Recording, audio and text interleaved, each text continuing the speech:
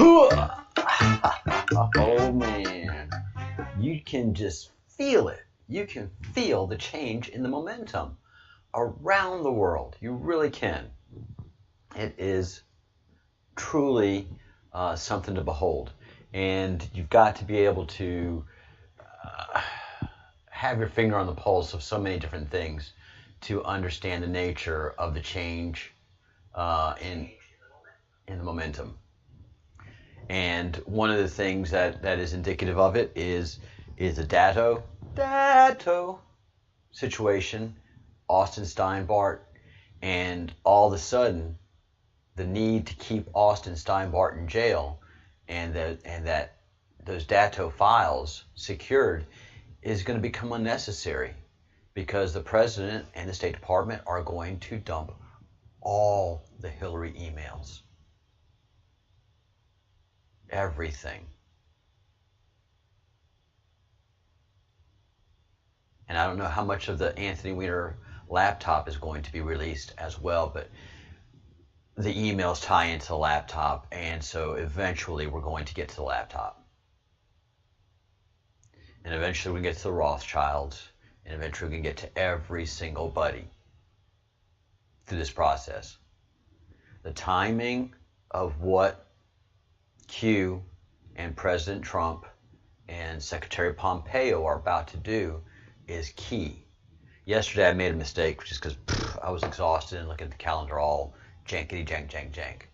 This week is when these emails are going to drop. This week is when it's all going to happen. And it's going to be towards the end of the week. I'm guessing probably Thursday. Because Thursday, as it breaks loose, they have no chance to do damage control over the next couple of weeks before the election. They just have no hope whatsoever. And I'll go into detail about that. Hey, Jen Red, howdy. New to the channel? Welcome to the Breadcrumbs Project. I am Captain Crumb. And what we do here is follow the facts. We follow breadcrumbs. People call it going down a rabbit hole, which is you find a truth that leads you to the next truth, that leads you to the next truth, and we are all basically researchers here following breadcrumbs, and we gather all these breadcrumbs and we can make the whole loaf that was torn apart, and that whole loaf happens to be the whole truth. Yes, Austin is smarter than your average bear, and handsome, has great hair, had a good-looking wife, has a great-looking girlfriend, has money. He's got it all. He's got it all going on. Hey, shipmate, how are you?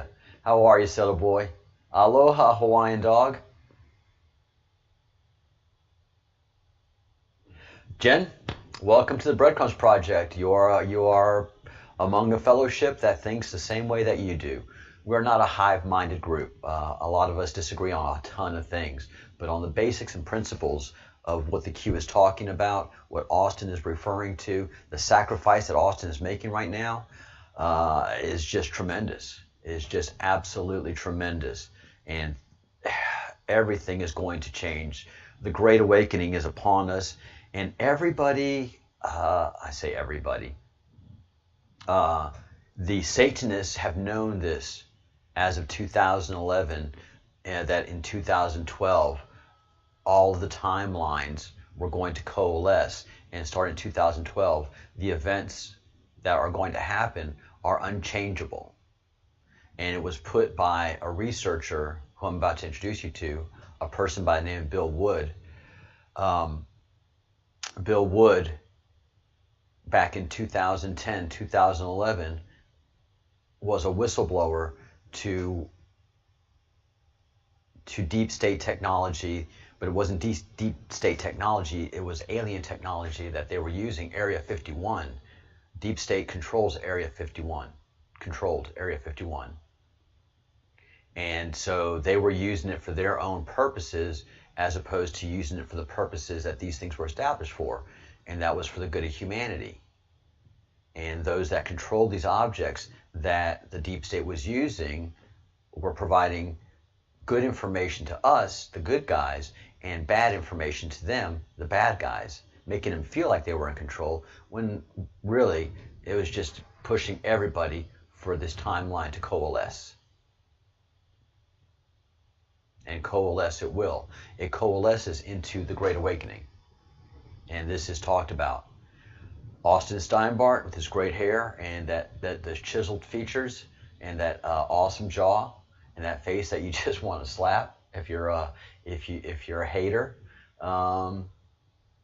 He is the one of where we go one, we go all. His rights don't end where your feelings begin.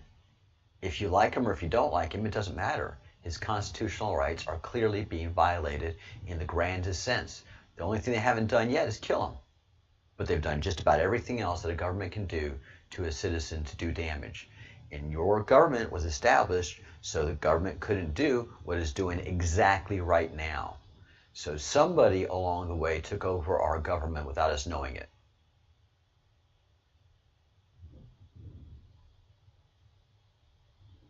Bob Lazar, an engineer that went to go work at Area 51 and saw what was happening and felt the evil that was running Area 51 and was a whistleblower, just like Bill Wood is, who I'm about to introduce you to. Hey, Tap Boy. Good morning to you. The wee hours.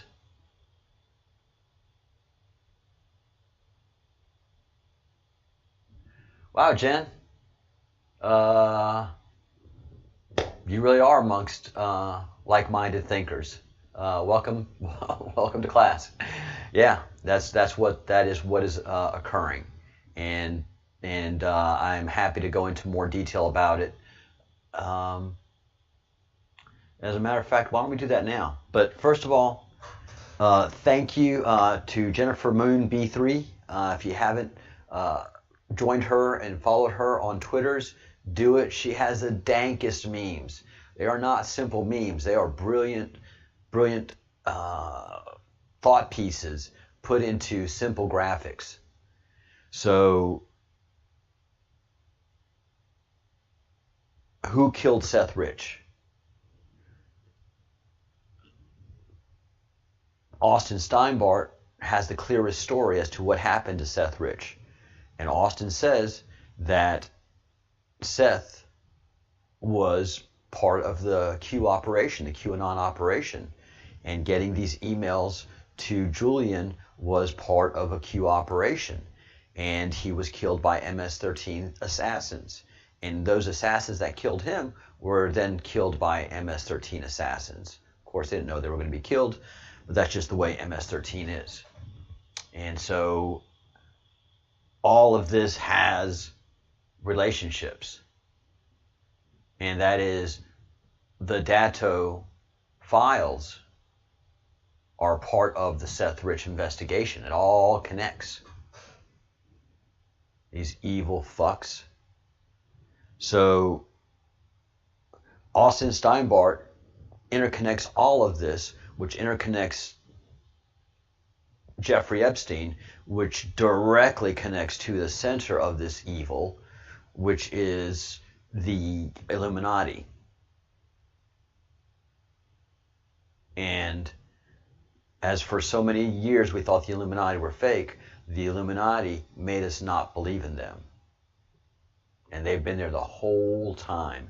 And that is the evil that has controlled our country and put us in the condition that we're in, which is we are a country now controlled by laws, not a country controlled by the people. We went from we the people to we the government. In that, the government can now hold you legally, take your rights away legally, even though you have not been convicted of any crime. And that's what's happening to Austin Steinbart. The investigation as to who killed Seth Rich has gone cold. Of course, his family is terrified because they know that if they try to get that investigation going, that they too will be killed. Anybody that goes close to that Seth Rich thing, en mucho problemas.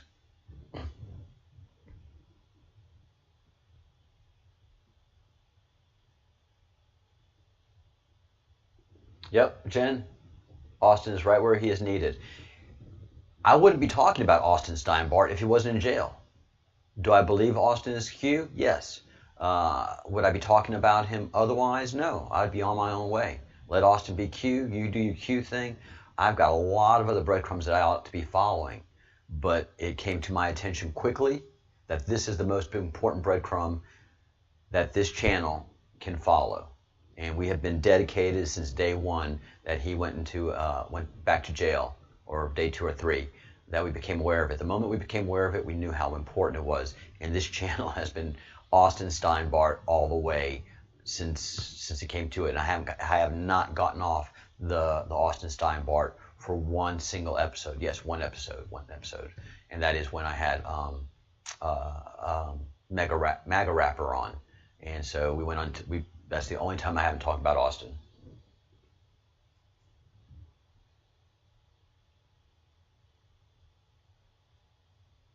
Oh, it's 6:30. It's all right. Sorry, Tab Boy. I am absolutely, as you know, as it's well established, the Bruce and I are absolutely rubbish at time zones. Hey, Jen. All right. We're all very well educated here. As Sailor Boy says, smash that like button. If you haven't hit the like button, please hit the like button. And Jen, I hope you do subscribe to the channel. And also, for $1.99 a month, you become a fellow of the Crumb. We have a fellowship, and if you see Sailor Boy and Hawaiian Dog with their cool little logos and their hot green little coloring, they are fellows of the Crumb, and they support this channel not only financially, but we also do a lot of work in projects that we undertake. For example, what are we doing for Austin? We are making telephone calls every day to the people that are responsible for his constitutional rights, and that is his federal senators and his federal representative, his governor, and any other official that represents you. So if you're in the United States of America, you need to be calling your 2 state senators and your congressman and make them aware that a fellow citizen has had his constitutional rights absolutely crushed, and this is not acceptable. And that all you people that I'm talking to, you work for me. I don't work for you. You work for we the people. And we're going to increase our rhetoric this week. We are angry at this point. None of us have gotten a call back from any of these people. So now they are going to feel the heat. We're going to increase our rhetoric. Maybe some of us are going to go to the offices of these individuals, even though they are closed, and we're going to sit in front of those doors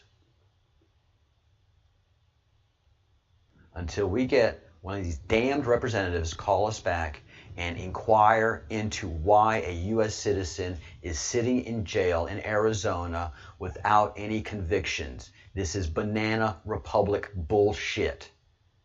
And quite frankly, I am tired of it.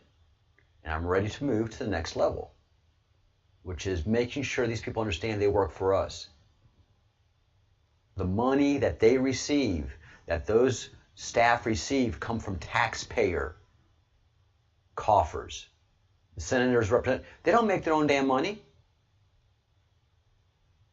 That's our money. And their campaigns and all that stuff.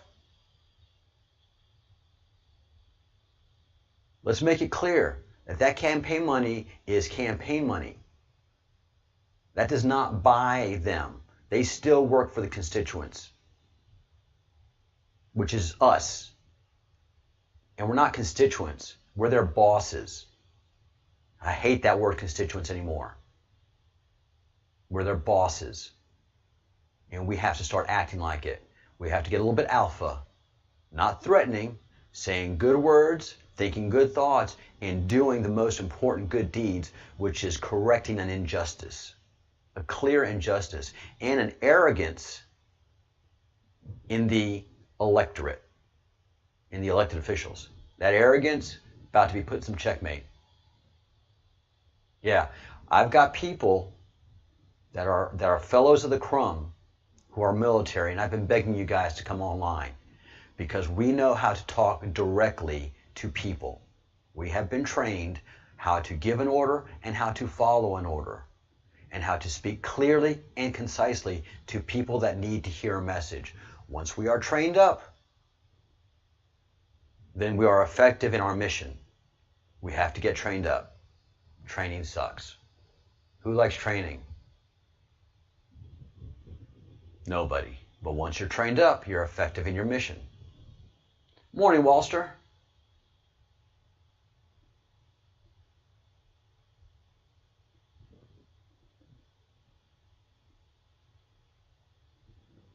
Oh yeah, we're their fuel, we're their energy. Hell, we're their food.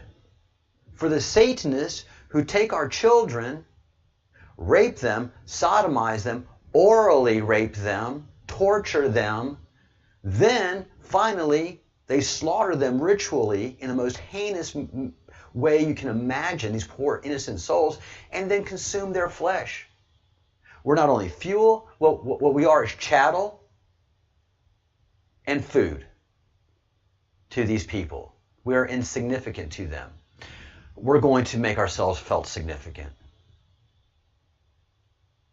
The insignificancy of us has ran its course for many of us.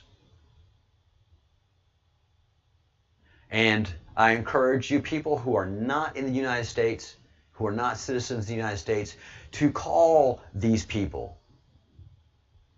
And let me pull up their numbers, and let's work together on the FAQ, which is the frequently asked questions.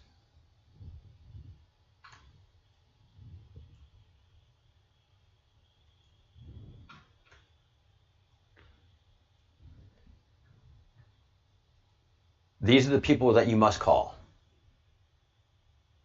Not Balmoral. I want to talk about that in a second.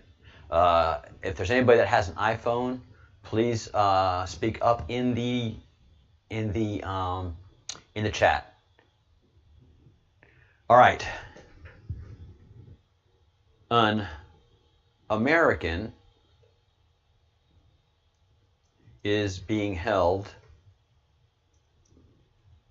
in a jail, in a banana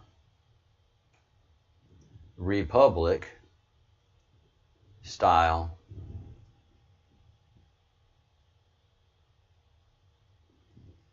what's an effective word here? What is an effective word? Indictment.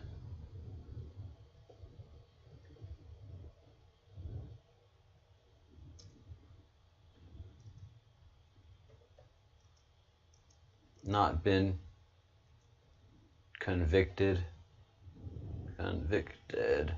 of anything, but sits in a jail none the less. This American is in Arizona, and his name is Austin Steinbart. You work for him, us, and the protection of American constitutional freedoms. Act like it. All right. Oh, they're panicking bad. The panic is palpable.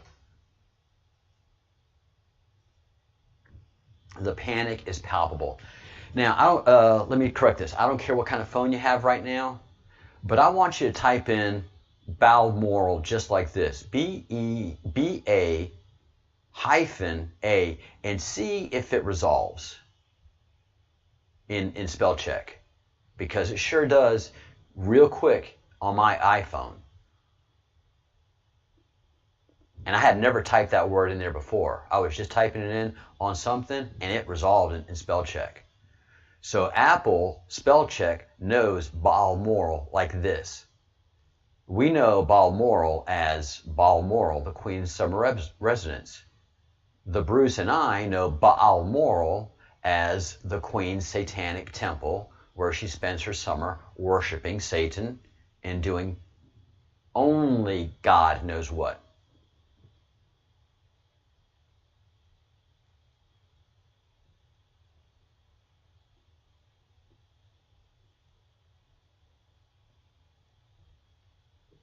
Yeah, Hawaiian dog. Mine too. Mine too. I have decided to effectively cut communication with my family until the election's over. I am a soldier before I'm a family member. It is terrible. It is absolutely terrible what America has done to their soldiers and how they treat us. They treat us as second-rate citizens, as freaks. Although we have far more knowledge about what America is doing and what America is doing overseas than any of these family members that we know. We know in the military, that is our family. The people that we are born to, we have no choice. But the family that we build is the family that we treasure. I'm sorry it's like that, but I can't have my family keep bringing me down about stuff that they have no idea about. I can't live in their ignorance. I hope you guys don't either. You have a family here in the Breadcrumbs Project. And if this thing goes down, if the YouTube goes down, I don't think we will. I think most of us understand that we are protected by NSA, this channel. We have a lot of acknowledgments happening during our transmissions. But if we do go down, we have our website, which is thebreadcrumbsproject.com, which is now asleep. But once we need to go live, we can push all of our content over there and regather our forces over there. Why don't we have it going now? Because the Bruce and I don't have time to support anything else. If we're not doing our work and he is looking after his family, and then we're doing research. And we just don't have time to support anything else. A few people ask me, why aren't you posting here? Why aren't you posting there? Post there. Have a Discord server. We are maxed out. All of our resources that the Bruce and I have are absolutely and utterly maxed out. So we can't do another thing. People you need to go watch this. You need to go do it. No. All I can do right now is host you guys, let you teach us what I don't know.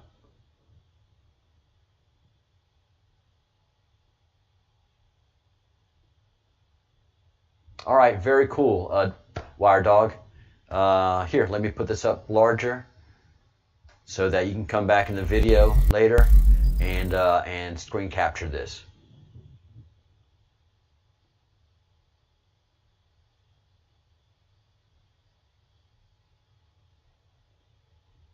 Ah, very cool, Sailor Boy. Very well thought, especially the flip phone. Hell yeah. And thank Rumi for me. Thank Rumi for his his help in supporting this project. And if we can buy him a beer or get him a T-shirt or something like that, please let me know.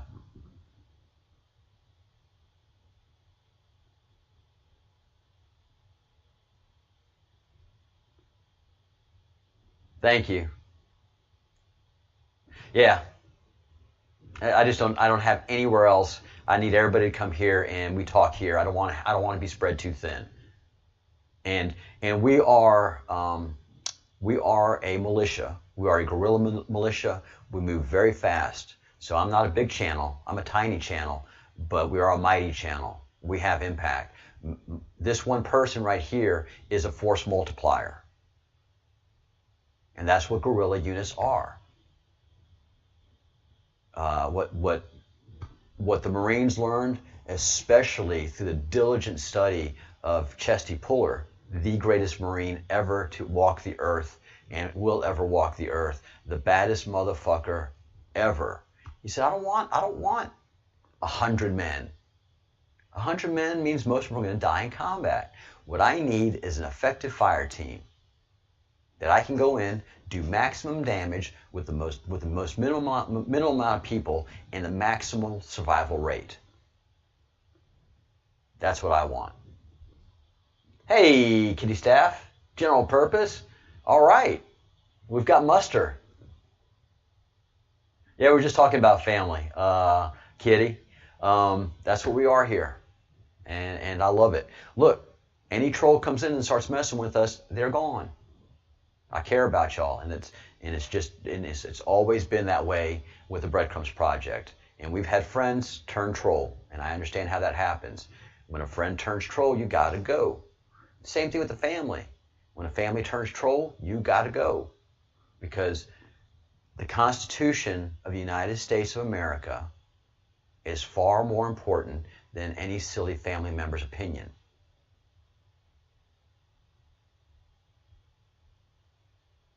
And the facts don't care about that silly member's opinion. And if the silly family member wants to push it, they're going to get their feelings hurt. Because right now we're at war. And I'm as serious as a heart attack. So, not speaking to my family, and if they want to push it, they're going to get their feelings hurt. That's just the way it is.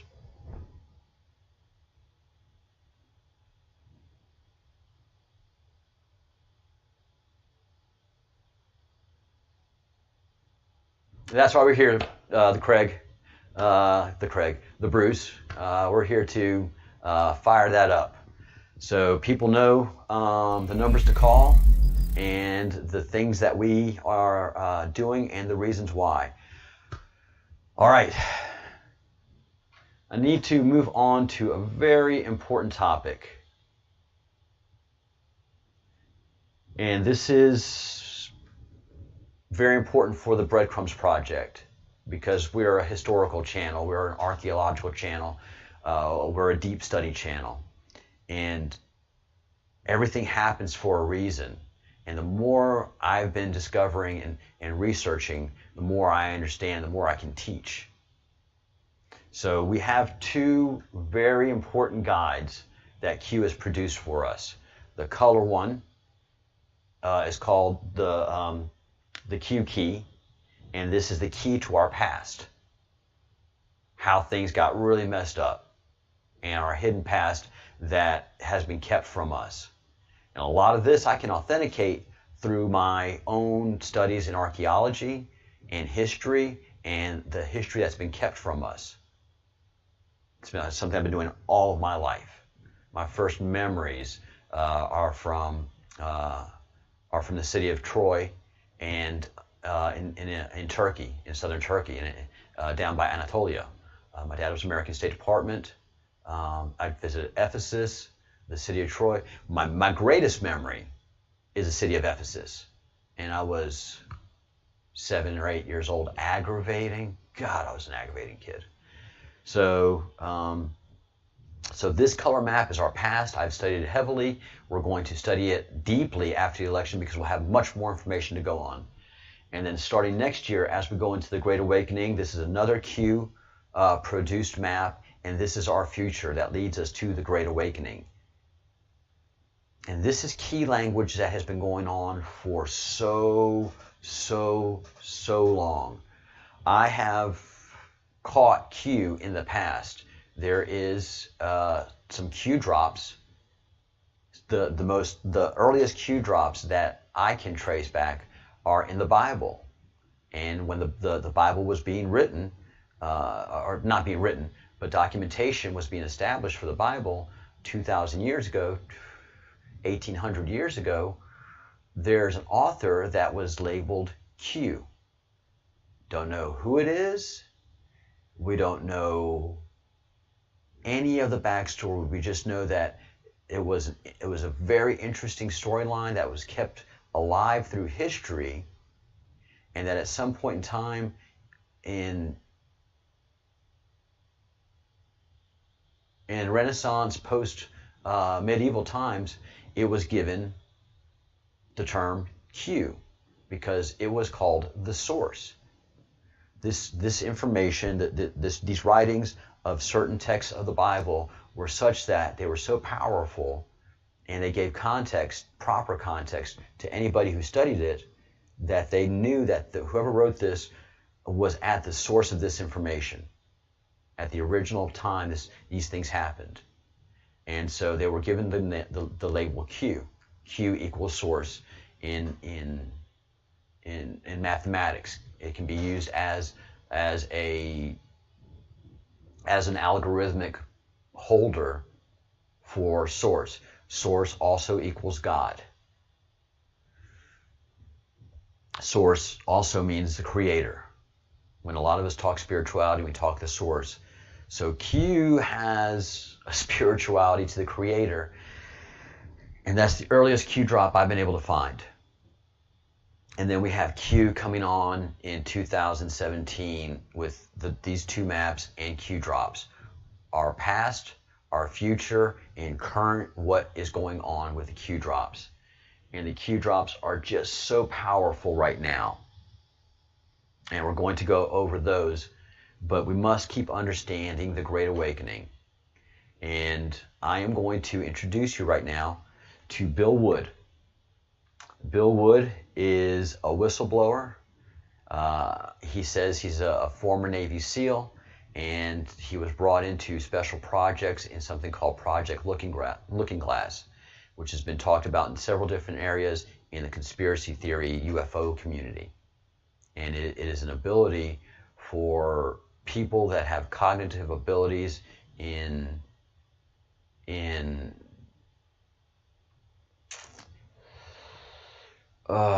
what's the way to put it? Just an extra cognitive abilities. I don't want to say psychic, but if you want to use the term psychic to color it, then you can do that, because some people have certain abilities and they can be identified by people to know what to look for. And so Bill Wood did this, and he came forth to a group that was created to be a way to get whistleblower information out to general public. But of course, these whistleblower groups are always encircled by the enemy and caused to be crazy, look crazy. But Bill Wood would not be silenced. So he came on to Project Camelot to tell his story back in 2010, 2011. How can I tell this 2010, 2011? Just by the outfits. What you do is in archaeology is you get to that strata and you look for markers of what tells you what time range it is. Pottery shards are one of the best for archaeology that goes into the dirt. If you're going into the archaeology of society, you look for clothing, attire, music, certain genres that are prevalent during those times. I mean, man, you can't miss the 80s big hair and big shoulder pads. The big shoulder pads of the 80s and the big hair and the Aquanet. Aquanet made some money in the 80s. So us looking at this now at 2020, looking at this being Project Camelot, JFK, JFK-Q, JFK Hillary, JFK being murdered by the CIA for establishing the NSA, and all of that Bill Wood is coming out with Camelot to tell his story about the Great Awakening, and using those words back in 2010, saying that in 2012 there's going to be an aligning of all the timelines and everything is going to go into one. This is kind of that of aligning. Camelot, JFK, Bill Wood, Project Looking Glass. They couldn't imagine that back then. We see it clearly now. All right, before I start this, let me look at the chat, see if there's anything I have to address.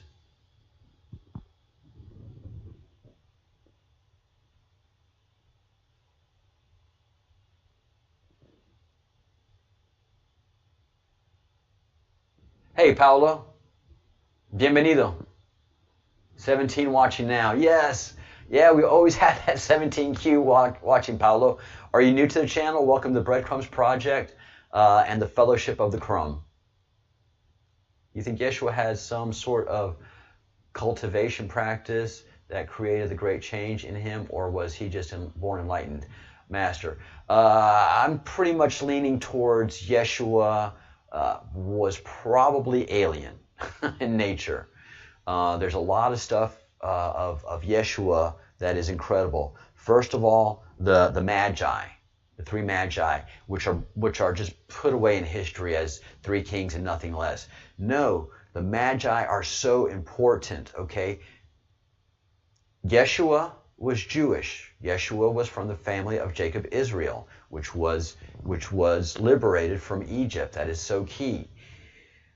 But the Egyptians, above all, are Sumerians. That's why if you're a hater of Jews, you're an anti-Semite. You're not an anti-Jew, you're an anti-Semite. That is important language. Why? Because you're anti the Semitics. You're anti the Sumerians. The Magi are the most holy religious people of the most ancient religion in Western society, and that is Zoroastrianism.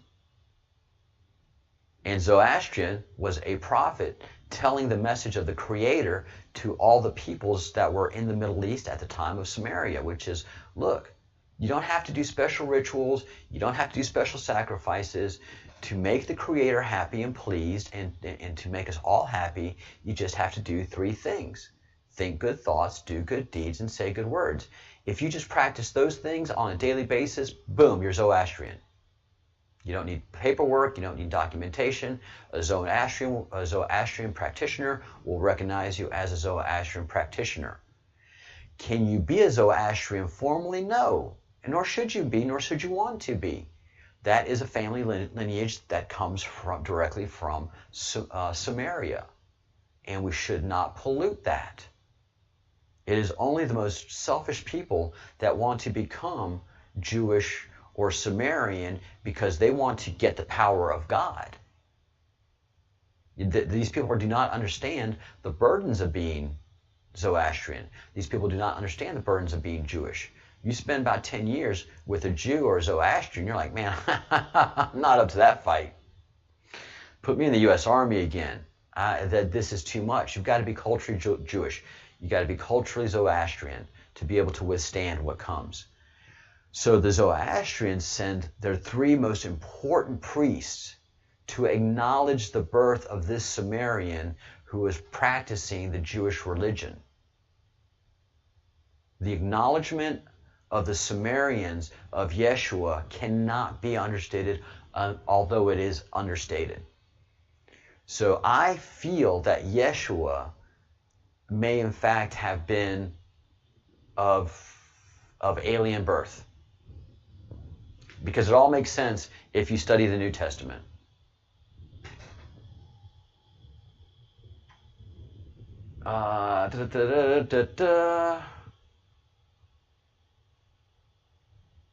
Intuitive empath. Jen, you're right on time. How you get here? Who sent you? Did Q send you? You're great.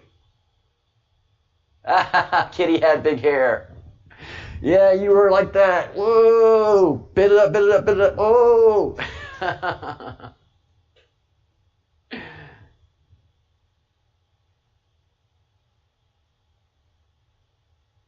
Oh wow, James Gilliland. I'm very familiar with the ranch at Mount Adams. Powerful wire dog. Powerful. Get some rest, Jen. Welcome to the Breadcrumbs Project. Hey, Robert. Thank you, Robert. Good day from the Sailor Boy. All right. So, while I refresh my coffee, I am going to put on, at this point in this incredible interview, but listen to 10 minutes of what Bill Wood says. This is before QAnon and everything that we are talking about, and the language that we are using. And listen to the language that he uses. If you haven't seen this yet, it will absolutely freak you out. It is a long interview, but my God, it's worth everything watching. Biggest cherry on top of all this conversation would be a synopsis to say that if I could convince everybody out there that for all intents and purposes, what we believe to be true eventually becomes true. If somebody convinces us that a major disaster is going to happen in the very near future, a major disaster happens in the very near future. If we don't buy into that fear and accept that there's really nothing that we know is going to happen, and accept of whatever happens, that makes the convergence of the timelines happen as naturally as possible. Any attempts to try to go away from this one inevitable conclusion, I again see as a new beginning, an end of this reality, the beginning of something that we can't even possibly understand based on the level of our beliefs currently. But when all that information comes flooding out, there's going to be no denying what's true and what's a lie or what's illusion. We won't have the choice to believe that 9/11 happened because of a bunch of terrorists, because we'll know exactly what's happened. Basically what we're experiencing right now is two master chess players sitting at the board, and one of them looks down at the board and sees that he's in checkmate in 7 moves, and he looks across at his opponent and he knows that his opponent sees it too, so there's no getting out of it. So at this point, the loser can only prolong the game. The game, both players know the game is over. It's only a matter of time before he does this, and then you're forced to do this, and then he's forced to do this, and eventually checkmate. We, as a race, if we could understand that the game is over, that based on the rules of the game, the bad guys have already lost, the good guys have already won. Yes, there's moves left on the table. Woohoo! But those moves are being forced by the player that is going to win. The only way that checkmate can't happen is if the player that's winning makes a mistake. But from all of the information that I've gathered, all of the information that's been given, all of the information that's been vetted to me, it seems pretty obvious that the good guy player on the side of the chessboard knows exactly what has to be done to win the game. And so at this point, any mistake would be all but impossible. But again, you really have to understand the game to know that the guy that's losing is lost. And I'm sure most people sitting watching a chess match between two advanced chess players know the game's over long after the two players know it's over, because they can't see the board and see that there's only 7 moves left. Okay, but when we come to this convergence, and again, you've seen, or the looking glass has seen, up to that point. All right, I want to stop there. Looking glass. There's a lot of information out there. There's a lot of information aside from what Bill Wood talks about. So this is an established program that there's just a lot of information from a lot of sources to establish its credibility for us researchers, not for the general public. Why I'm stopping it? We're stopping to take a look at the clothes, at the attire, to establish the provenance of this clip. So if you look at her suit, that is a completely 90s outfit. So she's stuck in another generation in her attire. So that is not a mid 2000s, late 2000s woman's attire. It is a bit older. So this is not a wealthy production. Take a look at his attire. I mean, that is talking heads. You know? Big suit. He's barely fitting in it.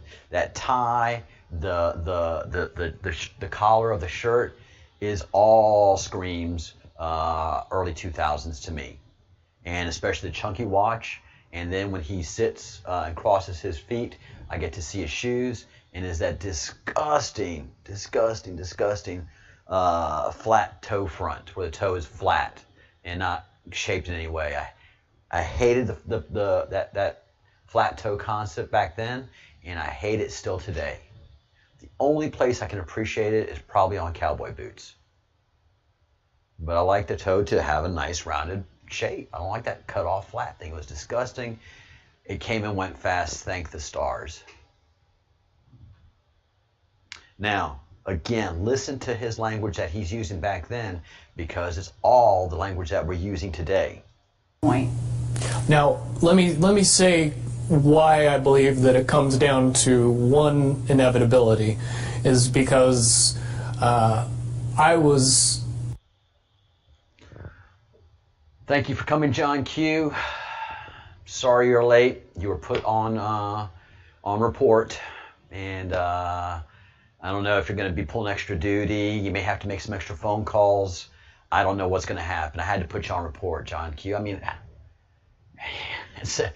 if I don't do it, the other fellows of the crumb, you know how they are. You know how Kitty gets. Yeah, Sailor Boy, that's totally 90s, 2000s suits. I had a suit like that, man. I thought I was bitching. You just had that, that look where you, I don't know, it's certain body styles wear it very well. My body style didn't wear it very well, but I had a suit like that was just a little bit too big, but it was tailored to fit to me. KP duty, bro. It's just... I told you, it's not me, it's them. They're tough. That's the chat room. This is the monitor. All right, let's go back into this. God, thank you, Lord, for showing me this. Entrusted in getting it down to two possibilities.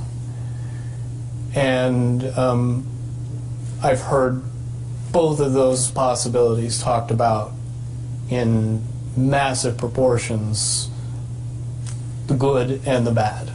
Okay, so can you in one sentence say what the good was and the bad was, or are you able to do that? To most easily put it to people, I suppose. One scenario is what most people would understand to be ascension, or an evolution of consciousness that brings us out of the cocoon and turns us into a butterfly. Timeline 2 is some kind of major global catastrophe that drives most of us underground and leaves a few of us on top to fend for ourselves. Very well put. Okay, so I would imagine, and you can... But I would also like to point it out that they call Timeline 2 Timeline 2. It seemed very odd to me that even back then it was identified as not one. And that one didn't get talked about. One is the one that involves what in essence would be ascension, or moving into, from the cocoon to the butterfly. All right, let's back that up. The people that were running this program were not white hats. The people that were running Project looking glass. And again, there's Operation Looking Glass, which those are the airplanes that fly over America that keep our doomsday planes, which is our flying command posts that have command and control over all of our nuclear assets, as well as our overseas assets should anything go horribly wrong. So that's Operation Looking Glass. This is Project Looking Glass. And this was the ability for people that had psychic powers to be able to go into a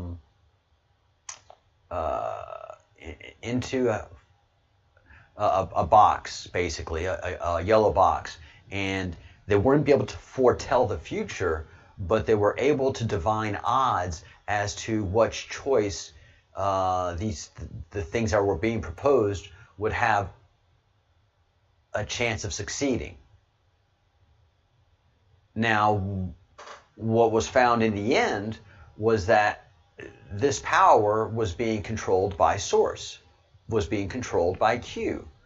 So sure, for a while, when there was just an enormous amount of timelines and choices in the things that you could do as a human being, as a spirit that was in a body, and through prayer, you're able to manifest your realities, which most of us know and feel, and that's what keeps us of a faith of God.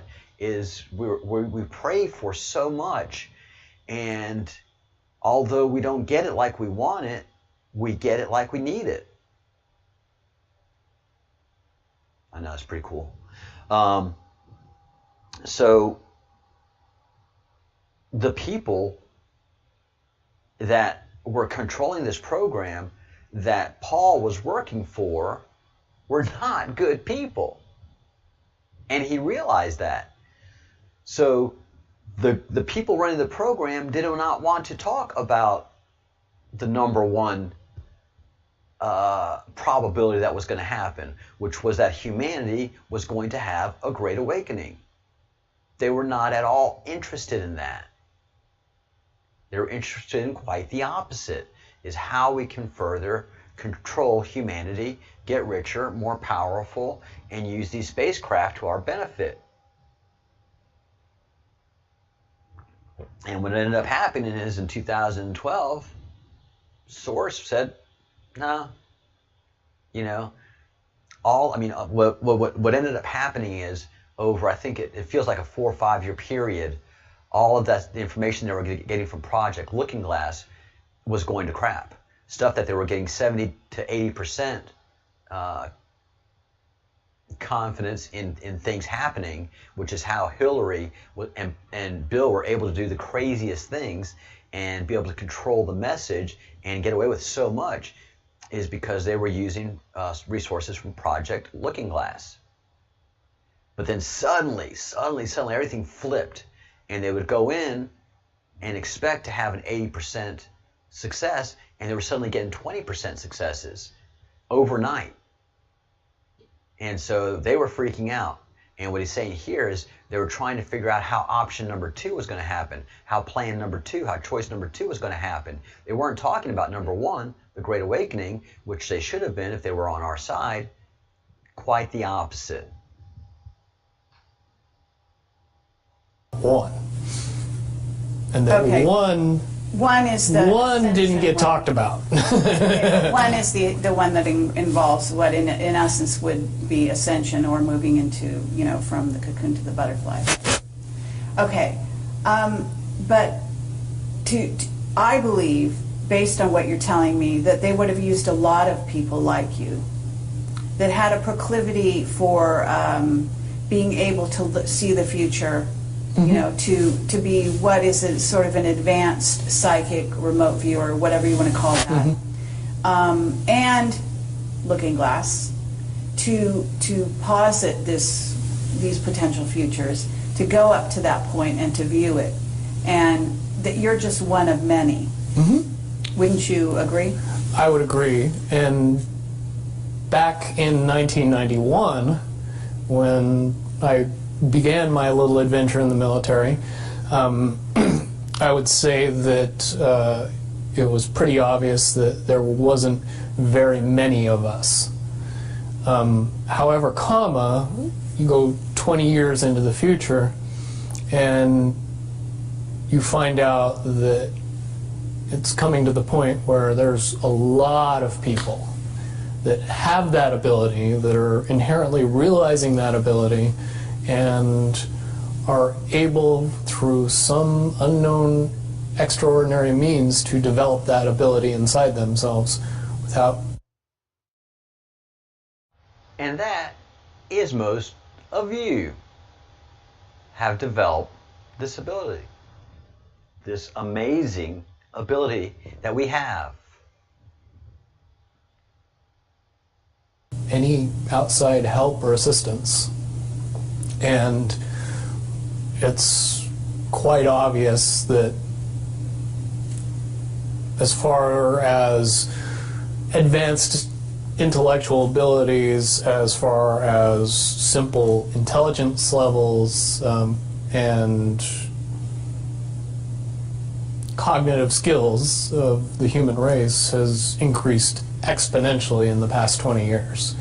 And it's true. People that were 10 years old in 1991 are now 30 years old and fully awake and conscious of this burning inside that says, I am a lot more than what I see in the mirror.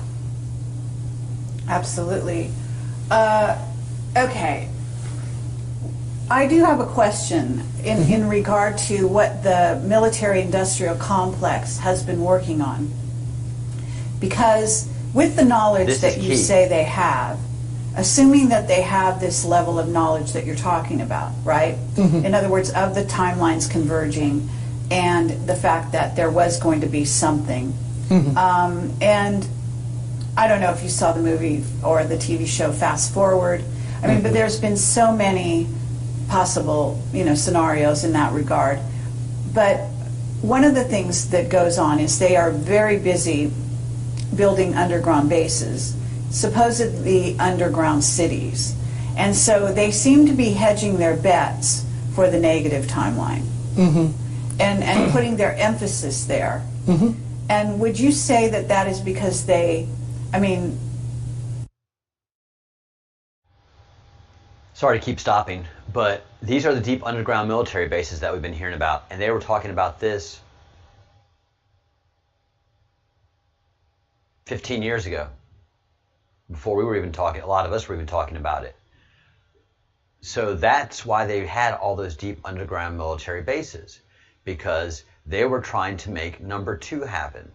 With North Korea, taking control of North Korea, having the ability to launch nukes, starting nuclear warfare. They're trying to do anything that they can to make that second scenario manifest. Even though scenario number 1 is manifesting all around them, they are desperately trying to make scenario number 2 manifest itself. And I only know about this because of all the research I've done, but this video put it all together for me yesterday. This was like an epiphany. I mean, I absolutely almost heard the Alleluia chorus going off in the room. Hallelujah. Hey, and John Q, there's so many things that I have not delved into. So let's talk about after the election, Bill Cooper and the Z film. That is a fantastic storyline. We may have more information on that after the election, so hang tight on that.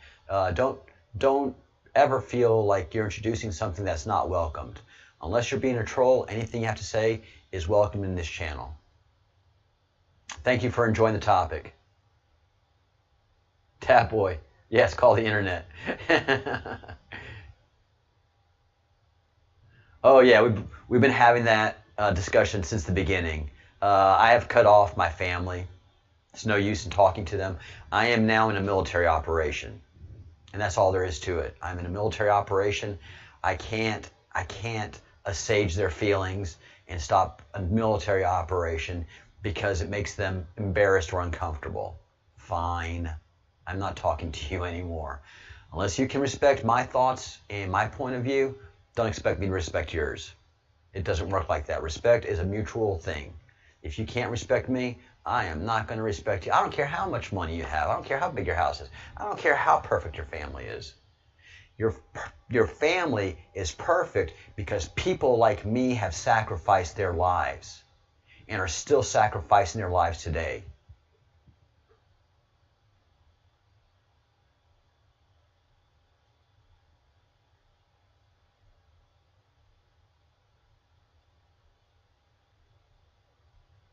Oh, wow. I saw BC in Phoenix in 1989. Whoa, okay.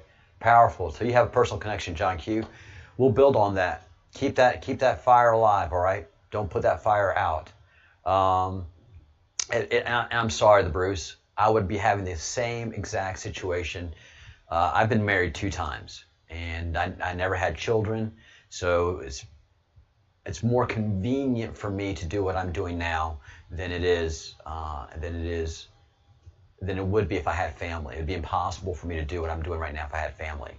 I wouldn't be able to come on the air, spend 3 hours a day, spend all the hours of research. I have no relationships or personal life, or nor do I want one at this point in time. We're in the most critical time in history, and I've been feeling that for quite a while. And now Bill Wood is clarifying why I am feeling this in the whole operation. There are 2 possibilities. They're trying to make the bad one happen, and the good one is going to happen, and we're on the side of the good side. Again, this is the past talking to us, much like the Bible does, much like the Torah does, much like the Sumerians do. A lot of what's written is for us here in the future, and now and today. I divorced both my wives because I had to think the way I think. I could not stop thinking the way I think. I could not stop behaving the way I behave. If I have to do research, I'm sorry if you want to go to the mall. You go to the mall. You don't need me to go to the mall. I have to follow this research. I have to feed my brain. And so there's 2 wives that I said goodbye to because they weren't on my path with me. They were trying to get me off my path. We found each other on this great path, and then all of a sudden they had to pull me off the path. I can't be pulled off of my path. So I had to part ways with them and continue on my path, thank God, or else the Breadcrumbs project wouldn't be here. So I get it, every one of you guys. So you come here, I have a channel for you. And as the community gets bigger, what I'm going to do is after I finish the live versions, then I'm going to create another live so that the chats can continue. And that's how my channel was before when I became super popular in a short amount of time. I had a lot of people talking that wanted to continue the conversation. So I would create another YouTube video, play some music, and then conversations would go on 24 hours a day, 7 days a week. We're going to get there. Thanks, Robert.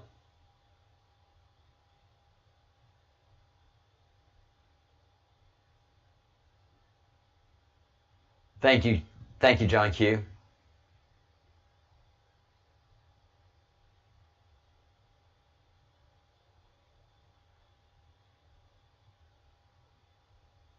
Oh, the Bruce. Thursday, I think you're going to have a whole lot of I told you so's. Man, the apologies you are going to be getting are going to be epic. You may not have to buy another beer for at least 2 years after Thursday, I think. I think Thursday is when we're going to get the full release of all of the documentation. And that's what they do. They warm us up. They warm us up. Again, Trump is the greatest showman on earth right now.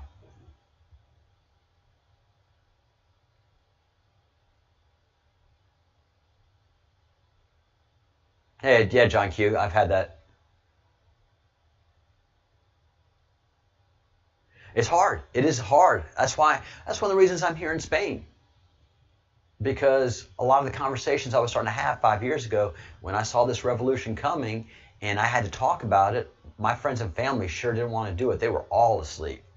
So I'm like, I can't deal with you all. I have to go to a place where I can talk, feel free, because you're repressed in America. We're no longer a country for we the people. We're a country of we the laws, and the laws control the people. The people no longer control government. Here in Spain, especially northern Spain, we still have memory of a civil war that was really heavy. And the south of Spain stays in the south, and they come visit the north. But the north and south of Spain stay very, very divided. And I'm Basque, and the Basque are very, very independent.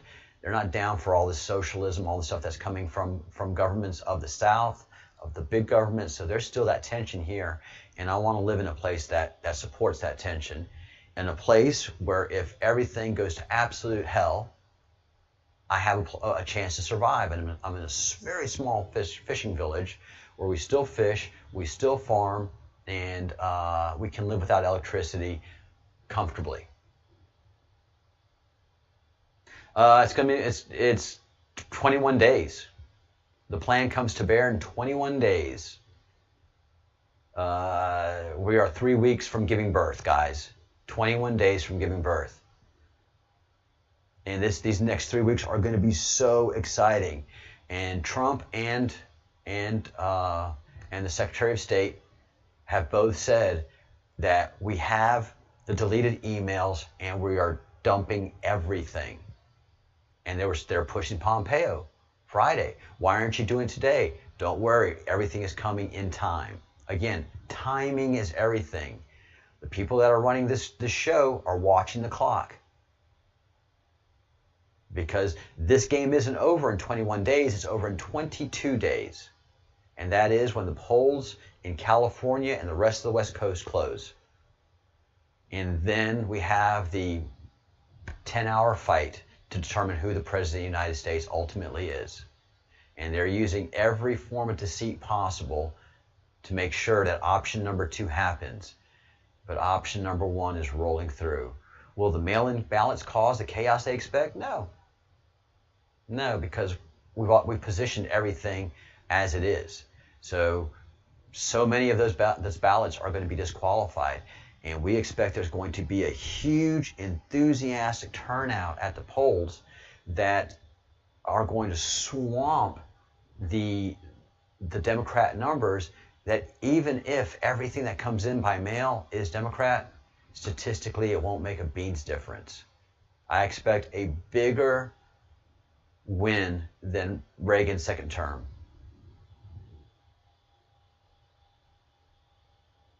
Yeah, the pain is happening right now. Trust me, they're all freaking out.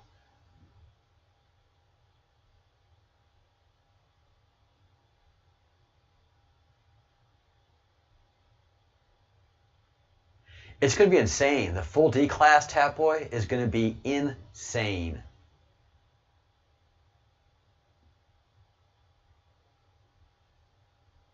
You know, and the medical people, you think that they would be smarter than they are, but they're not. They are as indoctrinated as anybody going to public school right now. They cannot see the science before them. Some medical professionals who've come out and said, there is no pandemic. The hospitals are not being overrun. We are okay. This is a manageable sickness. Nurses and doctors are just insane.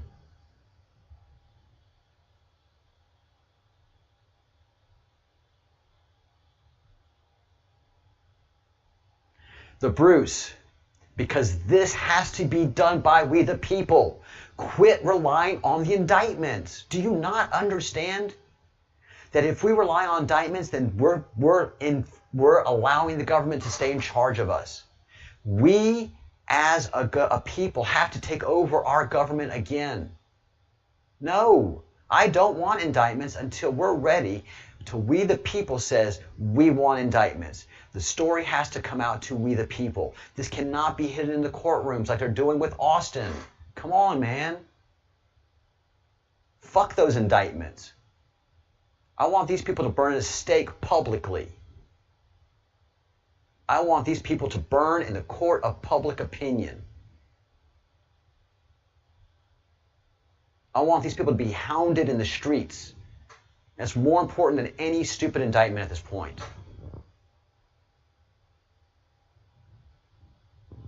I understand, brother. I understand. But don't rely on the government. Empower yourself in your own abilities. Gain your own strength. You're going through valid training right now. This is what happens to every soldier. And every soldier that comes out of boot camp, when we go back home, we're like, oh my God, you people are insane. I got to get back to base.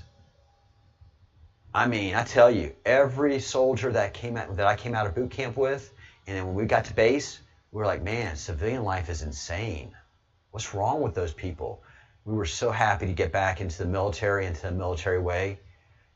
Yeah, civilians are nuts, Bruce. I am sorry that you got to suffer through all of that. I'd be like, I'm going camping for a week, guys. Bye. But stop worrying about indictments. Don't worry about the indictments are going to be the least of these people's problems once all this information starts pouring out. And that starts this week. All of that starts coming out this week. All the stuff on Obama, all the stuff on Hillary, all the stuff on the Satanists, all the stuff that we've been talking about in the Q community is coming out this week and nonstop for the next couple weeks, because like I said last night in last night's show, last night's transmission, was that as far as a campaign goes, 2 weeks out from the election, there's nothing you can do to react appropriately to any bombshells. That's why we hate the October surprises. If it's an early October surprise, a campaign has the ability to act and react. If it's a mid-month October surprise around the 15th, like right about now, it is almost impossible. If it is within 2 weeks of the election, it is completely impossible for a campaign to react. Now, please understand that these people own the media. So we've got some very important Q drops that we're going to review after we finish with Bill Wood. Why would somebody want something negative to come true? Well, of course, the Illuminati have a program that they're working on in that regard. But basically, the sort of well-meaning military... That was so key for you to hear.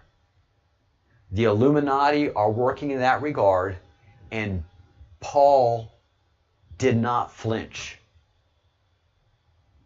He did not flinch. He did not deny it. Well, it's not the Illuminati.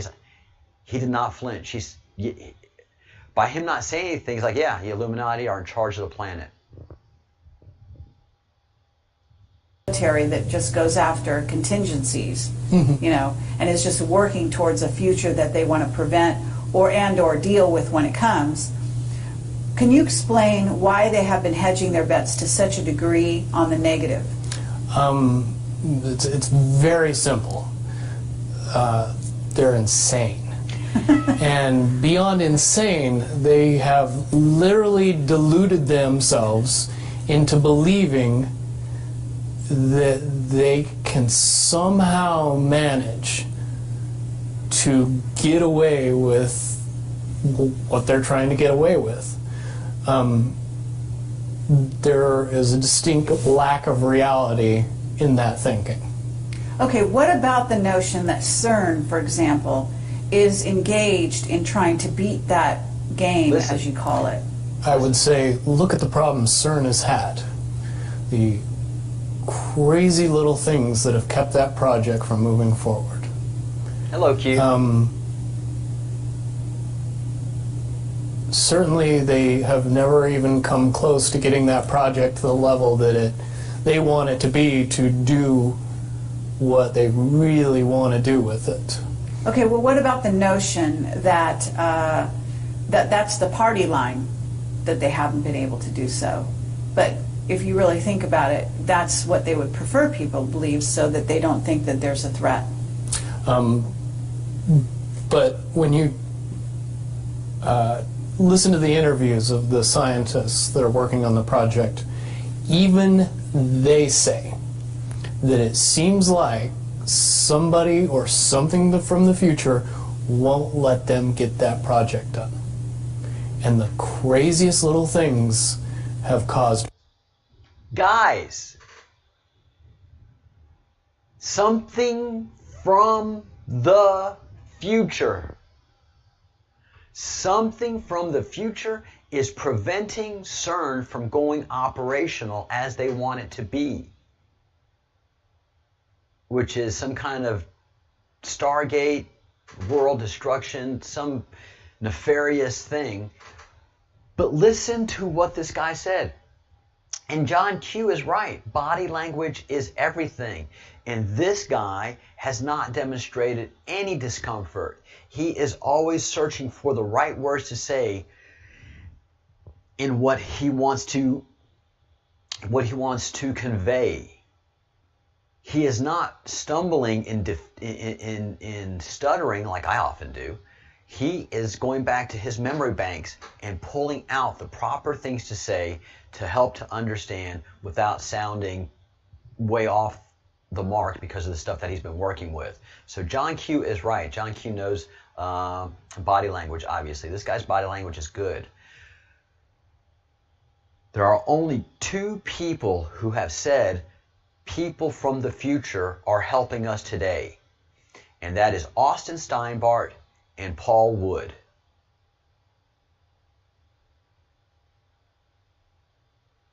Wrap your head around that. Things keep happening to CERN that will not let it go operational. Unusual things. Now, I can attest to Q unusual things. What do I mean by that? Quantumed. I have been quantumed. Something occurred to me, and it's also occurred to the Bruce. So he's been quantumed. Something that happens that is so obvious, something moved, something placed in a place where it shouldn't be at a certain time, that lets you know, holy crap, this couldn't just happen. Something or somebody had to place this here where it should not be, at an obvious place at an obvious time. When I was quantum, it scared the hell out of me, but it didn't scare me.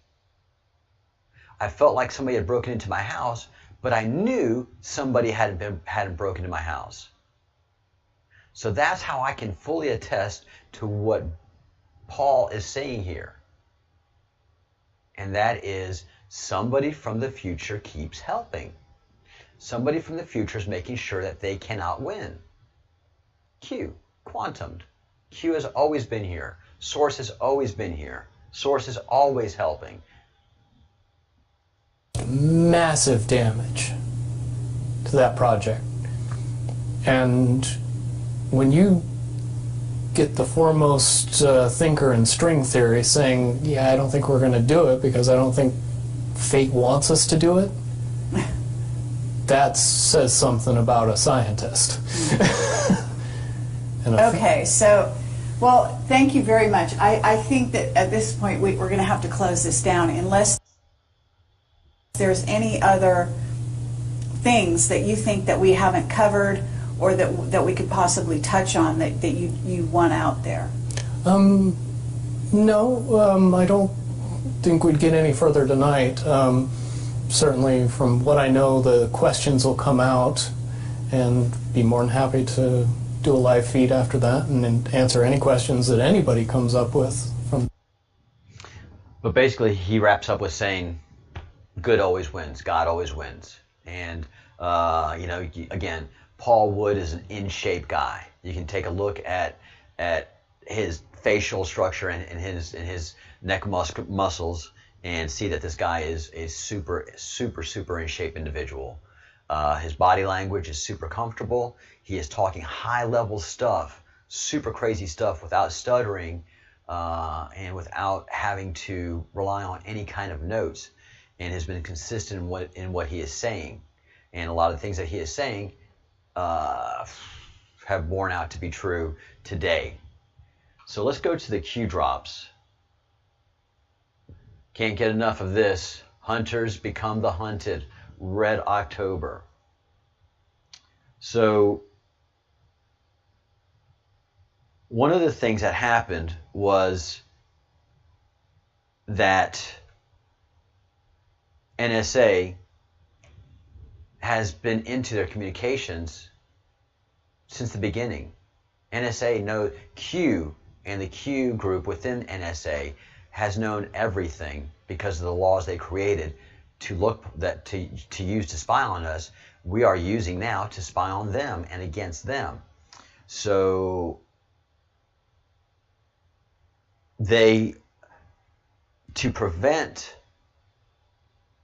information going over the network, which they thought would be where they would be compromised, as they understood the NSA works and the CIA works from their people that work for NSA and CIA, they thought that as long as they kept it off the network, the government would never see it, not understanding that the future is helping the past.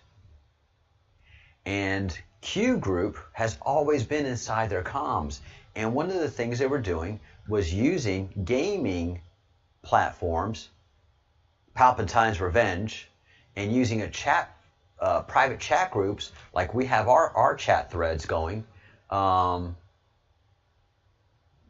communicate. And I don't know if this is the first time Q has posted one of these chat forums, but this lets us know that Q is not some kid in a basement. This is a capture of a conversation on an online chat forum that the government captured and has been following their actions. And this implicates Rod Rosenstein.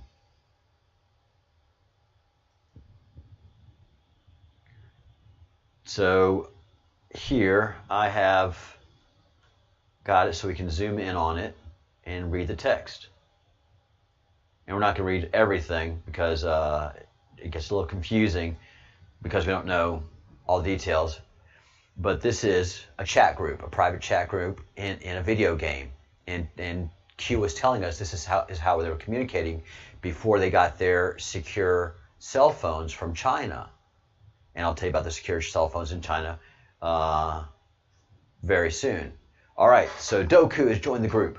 Doku says, RR, Rod Rosenstein isn't taking shit, and he knows our friends have stuff on him. Wait, what? So this is while Rod was giving testimony before Congress. Rod Rosenstein, RR, isn't taking shit, and he knows our friends have stuff on him. Rod Rosenstein is compromised. That's why he's behaving the way he does. Anybody in D.C., like John Roberts, like Rod Rosenstein, like Comey, like Obama, like everybody that goes into D.C. and tries to ruin our country, that means that our friends have stuff on them. I'm hearing Mueller maybe by the end of the week. Hearing that too. White House will be blindsided. So I'm hearing Mueller by the end of the week. This was before the Mueller investigation was announced. This was the plotting and planning by our friends, which is Hillary and the Satanists, in rolling out one of their misadventures, which was the Mueller investigation, the Mueller probe to find those Russian assets that didn't pan out. Why? The president had a 6-hour meeting with Bob Mueller before the Mueller probe was launched. And he was, quote unquote, interviewing him for the post of director of the FBI. He'd come on board again. But it's well established that he can't, because there's a limited number of times that you can be director of FBI. And so he legally couldn't. Everybody knew it. But he still went and talked to the president for 6 hours. And the president told him, look, you can run your dogs, but know that I know that this operation is illegal and you're not going to win. And I think it was all established that this would be a kangaroo court. They would go through it, and the exercises that they were going through, these people thought they were winning when they're actually losing the whole time. So this is the 4D level chess that the president has been playing, guys. So these guys think they're winning when they were actually losing, and the president was actually acting like he was losing when he was winning. He was playing rope-a-dope, which is that Muhammad Ali thing. Be on the rope. Oh my God, you're punishing me, Larry Holmes. Stop punishing me. Stop punishing me. They were expending all of their energy and ammunition for nothing.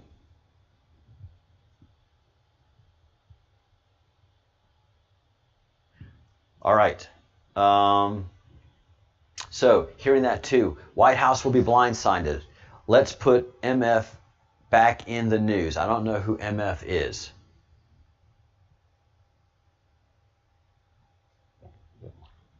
Michael Flynn. Michael Flynn. Let's put Michael Flynn back in the news. Can have S draw up memo on Turkey. With Erdogan thugs beating protesters up in the streets, it fits the news cycle. I'm sure we'll have a few more memos go down the road. Good practice. What are these memos? These memos go out to all the news channels and tell them what to report. That's why we have all the news channels reporting the same exact thing. These memos go to the top and it filters down to the bottom. And the reporting in the mainstream media, in the Mockingbird media now, is strictly a top-down operation. Reporters are no longer journalists or investigative reporters. They're copy and paste people that have to push stories out every day. And that's what they do. They just push stories out. They don't go and investigate what they're reporting. They're just told what to do. Hurry up, gotta get the story out, get the story out. Okay, fine, okay, fine, okay, fine. Evil Trump, bad Trump, bad Trump, and they're brainwashed. Huck, I'm in. S, you in here? Our friends in New York have secure connection set up waiting. The friends in New York that have the secure setup waiting, those secure communications were all compromised. And we were getting everything they were talking about. It was great. Michael Flynn mentioned in company group 2. Evidently their work on the Limey is paying off. Paying off how? Getting him? Yeah. He mentioned Limey in a call early this week. Scared shitless. So this is how they were getting Flynn. They thought he was scared shitless. He wasn't. He was playing their game. He isn't the brightest bulb, but the project has worked perfectly. They're talking about Flynn not being the brightest bulb. It really has, Huck. And didn't AEWP mention it when we gave him that tape?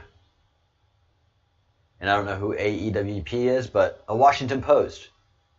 So Washington Post, we gave him a tape. This is all how they control the media. This is Mockingbird media in the process. We gave him the tape, and he's got it, and he's going to create a news story. This is how they create the news. Hey, General Purpose, I did see the things that you sent. I haven't had a chance to open them yet. As you know, it's been nonstop for me, but yes, I do have those. Hopefully this afternoon I'll be able to take a look at it. After I get off the show today, I got to go to work, but it's going to be a short day for me. I didn't make that many appointments, and then after work I will look into your things that you sent me via FB. Not AE, but someone else there. Not AE, but another Washington Post source got those tapes. Not sure who. I wasn't listening. But our carrier pigeon from the Satanists to the Washington Post said in a debrief that they said something along the lines of, no wonder no one in our business has called Limey out. What's the point when you keep bringing us great stuff? So that's what happens. The FBI and the CIA keep feeding these news sources great stuff that keeps things in the headline and keeps selling them, keeps the sales up, keeps the editors happy, keeps the bosses happy, and they don't have to go investigate other things. Who's the Limey? The Limey is the dossier, the Russian dossier. It actually helps our page views when she gets all of her minions fired up with dumb shit first. Hillary's minions get fired up and their page views go up, so they don't have to worry about the real news. Just keep feeding us this stuff and we're doing fine, guys. Russian collusion, sure. Do you see it? It's here. That's fucking amazing, says Severus. So, hey all, been watching in here. Here with S in GT Outpost. All go from us. Huck. We'll send memo to usual place. Do your magic. There it is, guys. They were using video game forums. NSA, after a while, who wanted to push them to the telephones, get them on those secure telephones so they can capture their voices saying these things, let them know not too long after this that this form of comms was being monitored. There was a news article that came out through an NSA affiliate that busted them using these things. They freaked out. They had no idea that NSA was following all these conversations. So they went to these secure phones that they got from China, and then early this year, Q, through Q drops, let them know through pictures that they were taking, that they were following their contacts in China, and that the telephones, they showed pictures of the telephones being loaded onto a cargo plane, being sent to New York for distribution to all the Satanists to talk, and NSA not be able to listen. But what they didn't know was that the NSA had told the contact that they were using in China to tell them that yes, these phones were good. It was actually an Australian secret agent for the Australian spy agency that said that this contact that they had in China, because Australia and China are like that yeah, these phones, and then the Australian spy said that NSA can't track these things, but NSA had already gotten hold of this guy and said, this is all the information we have on you. If you don't play along in our operation and keep making these Satanists feel, especially the ones in DC, that these phones are secure from our snooping, then you're going to jail and you're probably going to die before you get to jail. And the death is going to be gruesome and prolonged. And he's like, all right, guys, got it. And so this Australian agent, and this is all in Q drops that we've already studied, said, yeah, this is good. And so those phones were distributed, and up until this year, they thought those phones were good. And by February of this year, of 2020, they knew that those phones were absolutely and utterly compromised, and that every conversation that they had on those phones with their voices recorded saying these things, not using these anonymous chat rooms, using anonymous names that, you know, you can't associate me to this. You guys, by using your anonymity in this chat room, know that unless you have some great subpoenas, you're not going to find out who I am. Well, if I've got your voice recorded, I don't need much subpoenaing for us to identify what's being said on these calls. So it's not just the mail. It's not just the Obamagate stuff. It's everything that's going to be coming out. So what's coming out before the election is going to be breathtaking. What's going to be coming out after the election is going to be devastating. And this final drop, which was from June 24th, dropped not far after I was activated. It was not long before I was activated. So after I was activated, I saw this, and it was amazing because my mission has always been the same and hasn't changed. So, June 24th, 2020, this is a drop from Q. The Bruce, I hope you're listening up, and all of you who are vets, this language will be very clear to you. This is Q talking to all of us who've chosen to make war on the digital battlefield, and we are digital soldiers. This unit, known as the Breadcrumbs Project, We serve under the 17th Anonymous Battalion. We are noted digital soldiers. We have all taken the oath more than once. And this will sound very familiar to any and all of us who have sworn the oath. You've been selected to serve your country. Never retreat from the battlefield. Twitter, Facebook, etc. And this is the point that I made yesterday. Somebody said, you need to go ahead and get off of YouTube and get on another platform. No!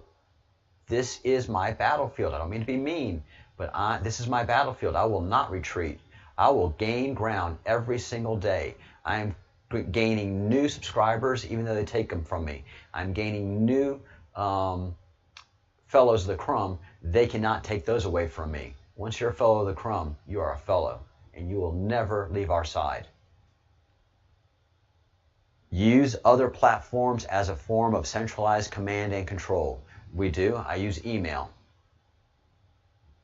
Organize and connect. Bridge through linking. We have done that. Everybody who's a fellow of the crumb, subscribe to every other fellow of the crumb's channel on YouTube. Become friends through Facebook. Become friends through Twitter. Use every platform to build our interconnectivity. Source memes material from the battlefield and or garage, which is make your own. Highlight, share, take, and drop. Done. Mission accomplished. One of the best memes ever produced. Mission 2. Mission 1. Dispute, reject. Propaganda, push through, posting of research and facts. So, in so many things that we've been reading, you know, they push through lies because they're using the 12 rules for radicals. Push a lie in long enough and it becomes a truth. Push the lie that Donald Trump is a racist, a misogynist, and whatever other ist, and it will become true. Here in Spain, it's absolutely true. They think Donald Trump is the biggest racist. And when I ask them to prove it, they just get mad at me. They just get violently mad at me. And so that is what they do. Doesn't matter. I still fight it. But it's better for me to fight it on this platform than here in this town. I have to wait till after the election to start doing my actual work on the human presence. But right now, I'm a digital warrior, and this is my battlefront. I cannot spread myself thin. Mission 2, support role of other digital soldiers. I support you guys in your mission. So I educate you, I strengthen you, I give you rest, I give you peace, I give you sanity in the insanity, I motivate you, and I support you in all of your missions. So you're not supporting me in my mission. I am supporting you in your individual missions of mischief. So we have turned a corner on the Breadcrumbs project. You are no longer going to look at yourself as a victim. You're not going to look at yourself as being abused by your family. Quite the opposite. Maybe you're going to remove yourself a little bit from your family as best you can and make yourself somewhat inaccessible. And then you're going to get your support from your friends and fellow soldiers here, and then come back around and do mission number 3. Guide, awaken others through the use of the facts. D-class 1 through 99 material and other relevant facts. We've slowly been doing that to the low-hanging fruit. But the big D-class 1 through 99 is coming up this week. And that is going to be your actual ammunition to start gaining ground. So right now we've been going through training and it's tough. Boot camp sucks, guys. But most of you guys are trained up and ready for action.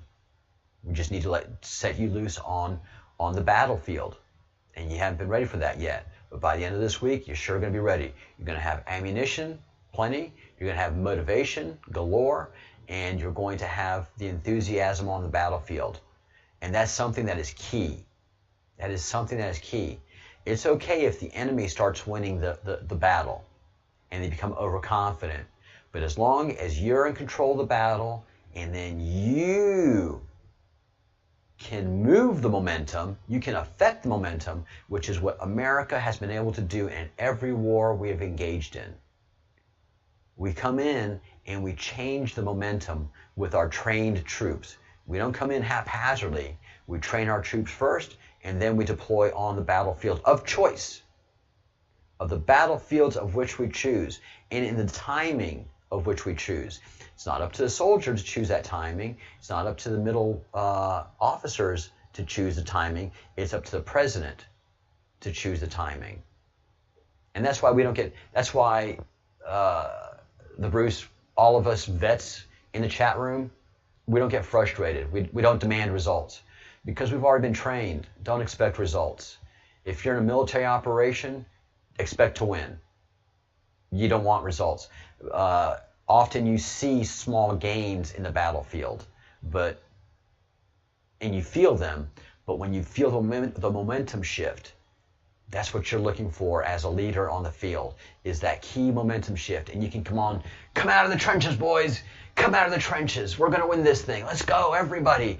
With blowing the whistle. Get behind the Yanks. Get behind the Yanks. Here we go. Here we go. Let's go. Let's go. And, that's what we've done in every war that we've gone in. Europe gets into that trench warfare, and the Americans are like, fuck that. Just like the Scottish. Fuck that. We're not going to get into trench warfare. Fuck you, British. We're going to win this thing. Let's go. Let's go. Come on. Let's go. Let's go. So guide and awaken others through the use of facts. This is mission 3. And memes. Ask counter questions to initiate thought versus repeat echo of MSNDC propaganda. And that's what we've been doing on this channel. Understand, these orders came out June 24th. But we've been doing this on this channel before that. Mission 4, learn to use camouflage digitally. Primary accounts, suspended, terminated accounts, use of secondary accounts. Who's been the best at that? Who has been the best at that? Surfer? All of the leading voices in the Q movement have had their accounts terminated, but they bring up another account and comes out just as strong, if not a little bit stronger. Sansa Surfer has been just the best at that. She's been shut down numerous times and has always come back and always come back stronger. Mission 5, identify strengths and weaknesses, personal and targets. Twitter, Facebook, others. Memes, failure to read through uses of algorithms. Thinktron, MCP, Master Control Program. That's what we have. They have to use a Master Control Program in all that they do, the Satanists, because they're controlled from that triangle. We're not. I could give a damn if Austin is Q or not. I could give a damn about so many things. The president is my commander-in-chief, but he's not somebody I worship. If he gives me an illegal order, I'm like, I'm not doing that. But if he guides me properly and gives me good leadership, then I get behind his flag and I follow those orders as given to me. Once I've acknowledged that that is my POTUS, and I am in an active military operation, orders given, orders received, execute upon orders. That's all we need. We don't need command and control. Dependence on person-to-person capture, slow response, time identified users, game theory, information warfare. Welcome to the digital battlefield. Together we win. Look, the Bruce and I haven't been in the chat. The Bruce and I took on, I took on a Twitter troll. Her name was Helen. And she went at me pretty good, and I went at her 4 times as hard. I got personal, I got ugly, and I got intelligence versus her ignorance. And the Bruce was all like, hey, we're all on the same side, we're all this. I'm like, Bruce, she's not on our side. She's a paid troll. And I went after her good and hard. And the Bruce saw it, and she couldn't respond. Her intellectual level could not compete with mine. And she was not landing punches, and I was devastating her. And she abandoned Bruce and I. I've had 2 Twitter trolls come after me really good and hard. One suspended my account, but they don't go after me anymore because I'm devastating and brutal in my counterattacks. I don't freak out. I'm not scared about them. I'm far smarter than them. They're doing it as a job and a paycheck. They both acknowledged it. I'm doing mine out of patriotism. I'm paying for the privilege of fighting this war. I'm a self-funded operation. It's where I am. So I hope you remember that, Bruce. Helen didn't come back after me. Helen had no game. She tried to go after me in Spanish. I ripped her in Spanish. I ripped her at every front that she came against me with, and she gave up. And I dominated her. And I dominated the other troll. Suspend my account. Don't care. I'm going to embarrass you and humiliate you, and I'm going to make you look hard in that mirror.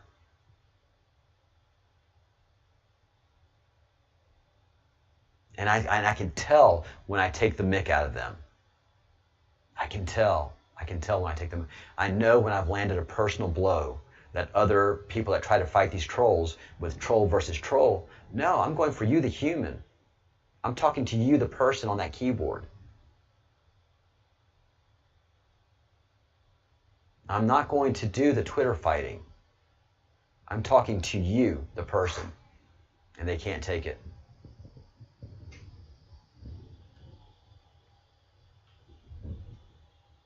All right, let me go through the chat and wrap this up so I can go pay some bills.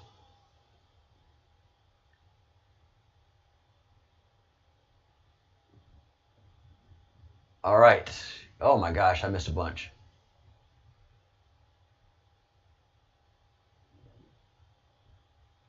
He looks like a Doogie Howser in an overgrown suit. Yeah, that's from the Epica. He's from the Doogie Howser time.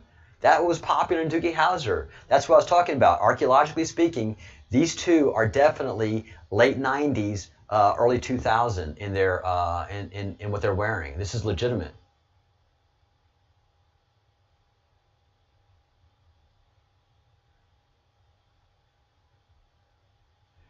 If anybody has anything to say, go ahead and say it now. Damn it! Oh, the other smoking lamp? Yeah. I've got one red. I've got one red, one red, one red. I'm in a new operational mission. I'm in phase 1 of operational red. So the other one, which is back here, I'm glad you're picking up on my symbology. Sailor Boy, I left it there for on purpose to see who picked it up on it. This one is still Operation White. We hadn't gone red yet. So I'm phase 1 red over here. And when I go phase 2 red, that's when this candle, oh, I'm crappy at this, goes red and lit. Orange Man, good. General Perp, can you send me as well, please? Yes, General Purpose. As you know, the Bruce is my loyal co-host and comrade in arms, and anything that you share with me, please share with him so it isn't a single point of failure.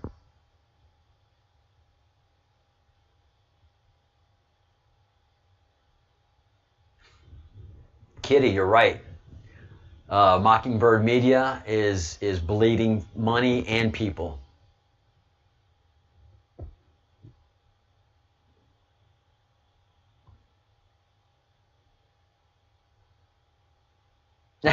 Muck was intentional. Damn Skippy. I like you, John Q.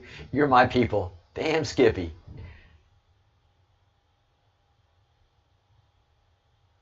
Wow, cool, John Q. I'm glad finding us has helped you. And you guys helped me.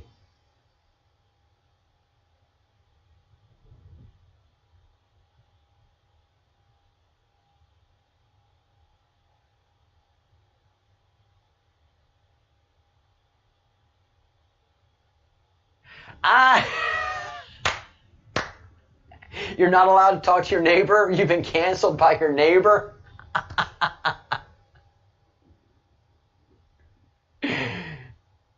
Oh, yeah. Look, that's what I was just telling you about what happens in the village here in Spain. They say Trump's a racist. All right, give me one indication he's a racist. And all they do is yell at me. And then when a friend of mine tries to step in, they yell at the friend. Who's there? Last time I went out here in Spain was 2 months ago with my friends. And it's a mixed group of men and women. And we have great conversations. But I've been keeping my politics to myself. And when the Floyd incident happened, and I hadn't gone out for several weeks because we stopped going out due to the COVID, but we had a chance to finally get together, and it was the big group of us. There's about probably about 10, 15 of us in the group, and the George Floyd situation came up. And I was like, look, guys, it isn't what you think. George Floyd did not die from being choked. He died because he was on all these drugs. That's a lie. He was choked. I saw the video. And then the girl that was yelling at me, that's a lie, I saw the video, her mom, who is closer to my age, her and I had talked, and I had shown her the video and shown her that the guy had been on drugs and was just a huge problem. Huge black guy about this big, and all the guys that were all the cops around him were my size, so they had to somehow handle the situation. And so she saw the video and she's like, oh my gosh, you're right. You know, these guys were doing the best they could with a tough situation. So the mom tried to intervene on my side and say, you know, look, it's not what you think. You know, the guy was on drugs. And the daughter flipped off her mom and said, you don't know what you're talking about, blah, blah. I was like, whoa. I didn't say that. I said that internally. I'm not coming out to town until this election is over, because you people don't need to be all riled up like this. Go ahead, people here in the Spanish Village, please hate Trump all you want. It's insignificant as to what's going to happen. You will be educated in time. So you have to pick your battlefronts. Mine is a digital battlefront. I'm not going to fight that. I'm not going to spend resources here in this village where it just doesn't matter beans all. I'm not going to be able to fight Mockingbird media here. So I have to do it in the place that I can.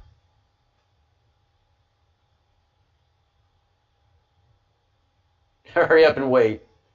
Oh, all of us in the military know that so well.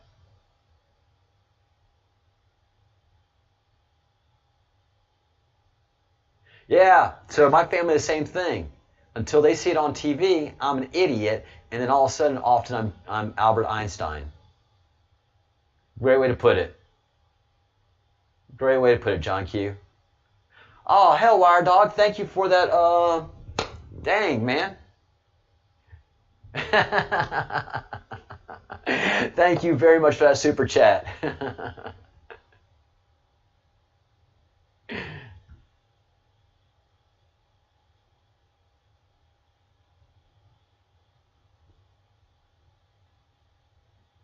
Oh, the Hillary emails. The Hillary emails that are coming out Thursday will shock everybody. It's going to be Pizzagate. Pizzagate is going to come to life. Thank you so much. And John Q. Thank you, guys. Wow. Thank you so much. That I'm very honored by that. Money to me represents your time and energy. The amount of money you have represents time of energy that you put to raising those funds. And when you transfer those funds to me, you're transferring your time and energy to me. And that gives me amazing power and life. It is the same as a small prayer that you send upon me, and I'm deeply grateful to you, John Q. and Wire Dog. I know money isn't easy for us in this group, so that just means so much to me. Coffee will be done. It'll be double espresso too, Wire Dog. I guarantee that. It will be excellent. So yeah. By next weekend, this weekend coming up, the Bruce, you're going to be saying a whole bunch of I told you so's. Pizzagate is going to be taken off of the shoulders of Julian Assange and coming into the Congress of the United States of America. Like, President Trump is very well aware of Pizzagate. He beat the hell out of Hillary Clinton with it at the New York Catholic dinner before the election. He is fully aware of it. He made those comments very straightforwardly in the interview with Maria Bartiromo. and we know what comes. We know what is coming.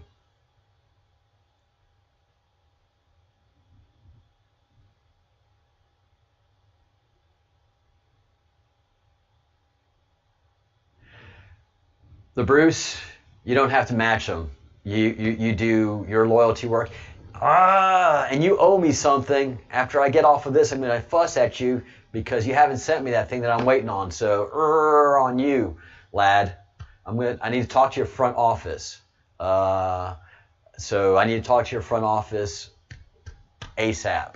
But you're again, you put forth bloody knuckles as opposed to moving energy.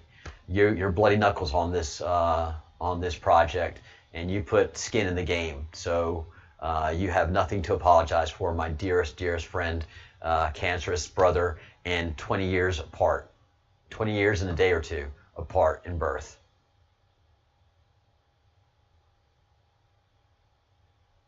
GF was high as fuck. Damn it, you sacked them.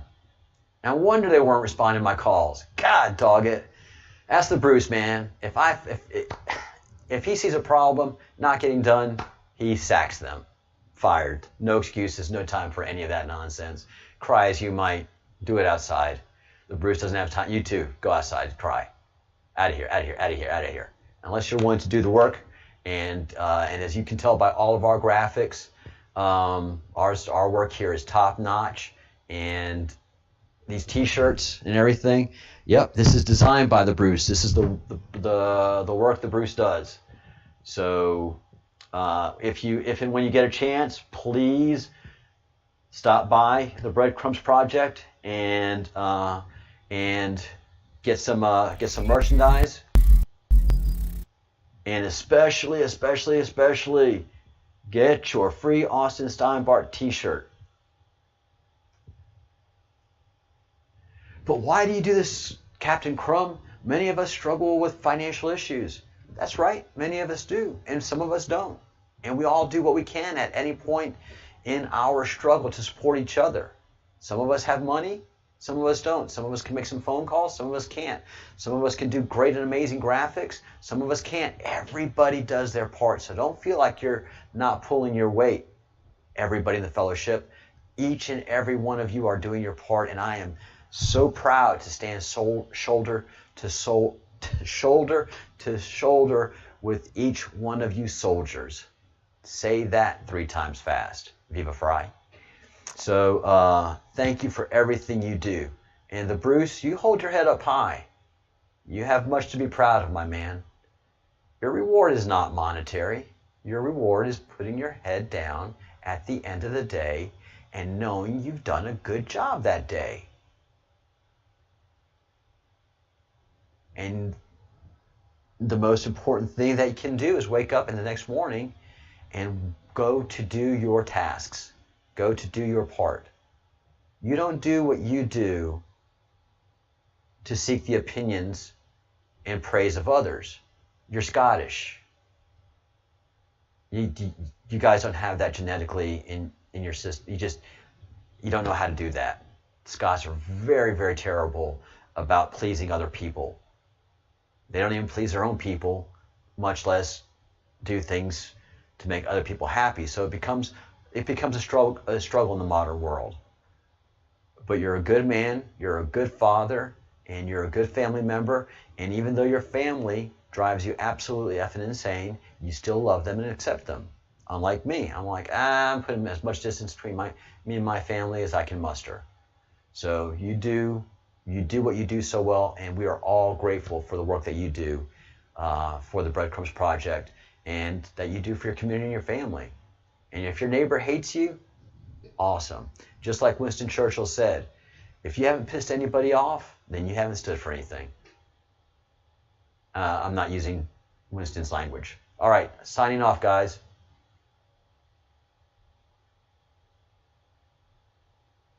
Kitty, they can't ding me any more than they can. I'll use French every once in a while. I'm sorry for those that offends you. Oh, all my videos are dinged. As the Bruce will tell you, I am demonetized. I mean, demonetized, demonetized, demonetized. I am as dinged as you can get without taking me off the air. The only thing that I haven't gotten are copyright strikes, and they haven't taken me off the air, and that's because I feel I'm NSA protected.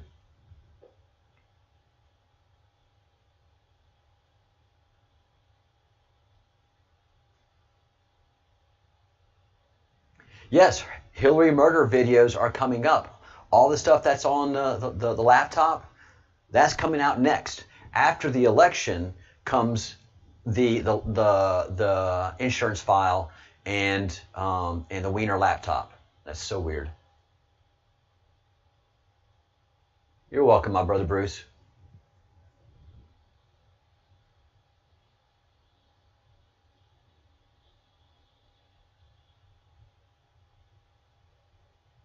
All right, guys, let me wind this up. You are all the best. Each and every one of y'all, hold that head up high, square your shoulders, knock that dust off, get rid of that mud. You know, if you're an American football player, pull that chunk of turf out of your helmet, get back on the line, and hold the line. That's all I'm asking you to do. Hold the line. And if you can push a little bit forward, then just push a little bit forward. Don't make a great sacrifice. Don't be a hero.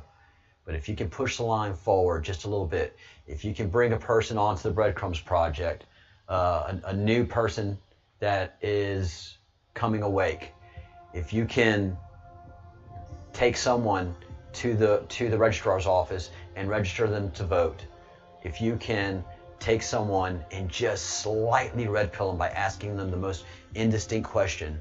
Everybody that Bruce talks to that's mad at him, they're thinking.